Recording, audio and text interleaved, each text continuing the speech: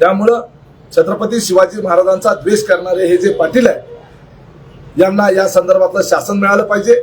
आणि आज तर त्यांनी कहरच केला, वाढदिवसाचे हार चक्क शिवाजी महाराजांच्या पुतळ्याला घालण्यात आले। ही अत्यंत दुर्दैवी बाब आहे, शिवप्रेमींच्या भावना दुखावणारी बाब आहे। दादा त्या संदर्भातले काय फोटो व्हिडिओ आहेत का तुमच्याकडे? काय पण निश्चितपणे तुम्ही त्या फोटोमध्ये पाहू शकता, जो हार अजिंक्य राणा पाटील यांच्या गळ्यात घातलेला आहे तोच हार शिवाजी महाराजांच्या गळ्यामध्ये घातलेला त्या ठिकाणी दिसेल।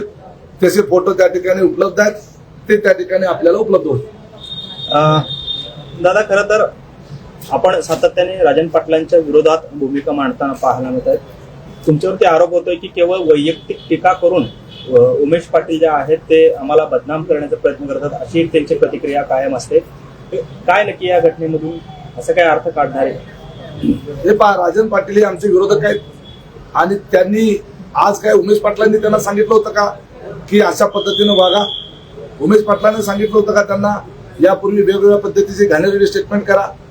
ते चुकीचं वागतात। आणि त्याचबरोबर मोहोळ तालुक्याच्या विकासाच्या संदर्भानं त्या मोहोळ तालुक्याला 50 वर्ष मागे नेऊन ठेवण्याचं काम या राजन पाटील यांनी केलेलं आहे। त्यामुळं त्यांच्यावर टीकेची झोड उठवून आम्ही जनमत जागृत करण्याचा प्रयत्न करतोय। आम्ही लोकशाही मार्गाने त्या ठिकाणी निवडणुकांचं राजकारण करतो आणि लोकशाही मार्गानं आम्ही त्यांना पराभूत देखील केलेला आहे। आणि आम्ही जे मुद्दे मांडतो ते जनतेला पटतात, म्हणूनच मोहोळ तालुक्याची जनता आमच्या पाठीशी उभी राहते। जर आम्ही जे आरोप केलेले आहेत ते खोटे असते तर जनतेनं आम्हाला मतं दिली नसती। आरोप हे व्यक्तिगत नसतात।